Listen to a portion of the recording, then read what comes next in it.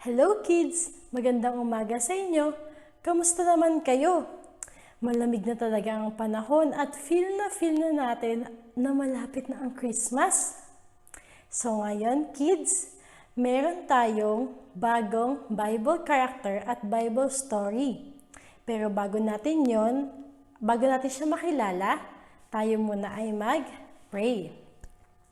Our Father in Heaven, maraming salamat po sa biyaya at pagpapala na inyo pong binigay sa amin. Salamat po sa panibagong buhay. Nawa po ay buksan niyo po ang aming puso at isipan para maintindihan po namin ang aming story for this morning. In Jesus' name we pray, Amen. Ayan, so last week children, ang nakilala natin ay si Naomi at si Ruth, diba? Ang Ruth na pangalan ay ibig sabihin ay friend or friendship. Ngayon naman, children, makikilala natin si Nehemiah. Ulitin nyo nga. Yes, siya ay si Nehemiah. Si Nehemiah, children, ay isa siyang Jewish leader. At isa din siyang cupbearer ni King Artaxerxes I.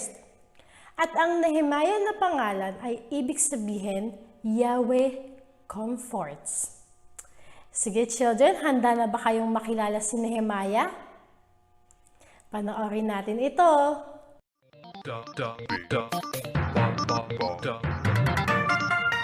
The Holy Tales. I am Freckles. Hey man, I'm Gumbo. And I am Tubby. We are three happy little bookworms. We live here in this wonderful library. Over there, on that great book, is Holy. She is really old and wise and tells us wonderful stories. Why don't you join us? It is so much fun. Give me that old time religion. Give me that old time religion. Give me that old time religion. It's good enough for me. It was good for mothers. It was good for mothers. It was good for mothers. It's good enough for me. Hi, Holy. How old are you? Are you hundreds and hundreds of years old? Well, I am old, but a woman never talks about her age, you know. Ignore Gumbo. He can be stupid sometimes. We want to listen to another story from the Bible. Will you please tell us one? Yes, I will. But you have to promise to listen carefully, as at the end of it, I will ask a question. We promise, Holy. All right then. This story is about how Nehemiah rebuilt Jerusalem. When the Persian king took over the city of Babylon, he allowed the Jewish people to return to their homeland. He even returned their temple treasures. But the war was still going on, so the people could not rebuild the city of Jerusalem. Nehemiah was a high official in the Persian king's court. He was one of the few Jewish people still living in Babylon. When he heard that the city of his ancestors was in ruin, he was very sad. He wanted to go there and rebuild the city himself. So Nehemiah went to the Persian king to ask for permission. The Persian king was a good man. He not only gave permission, but also wrote letters to the governors of Jerusalem asking them to help Nehemiah. When Nehemiah reached Jerusalem, he called all the leaders and said to them, "Look at these letters the Persian king has given me. I have been sent to rebuild the city walls. There is God's will in this." He then gave them their jobs and parts in the rebuilding of the city. Each family was to build one part. Though it looked impossible, Nehemiah drove the people till the city was finally complete.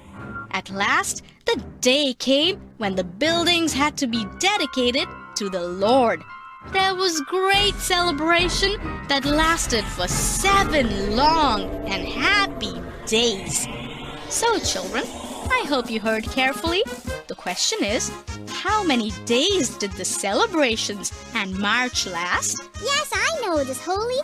It lasted for 7 long and happy days, right? Yes, Gumbo, that is right. Well done. Now, off you go. See you next time. Bye-bye. Bye, Holy. Give me that old-time religion. Give me that old-time religion. Give me that old-time religion. The Holy Tales. Ayan, children, ang 2 lessons natin ngayon ay una, God will help us in doing what He wants us to do. Ang Diyos ang tutulong sa atin sa Kanyang pinapagawa para sa atin. Siyempre, di ba children, sino pa ba ang tutulong sa atin kundi ang Diyos?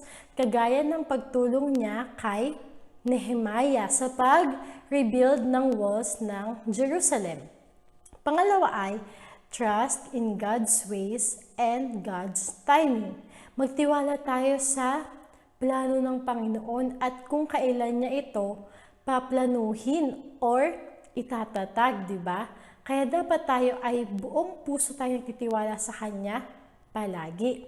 Yan, tandaan niyo children yung ating 2 lessons for today. At para naman sa ating memory verse, and this is the confidence that we have toward Him, that if we ask anything according to His will, He will hear us. 1 John chapter 5 verse 14.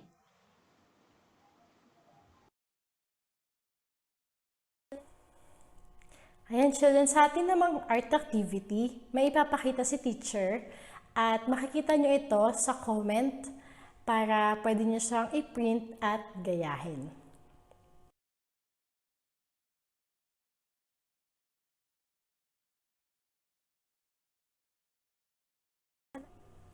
Ayan children, sana ay marami tayong tutunan sa buhay ni Nehemiah.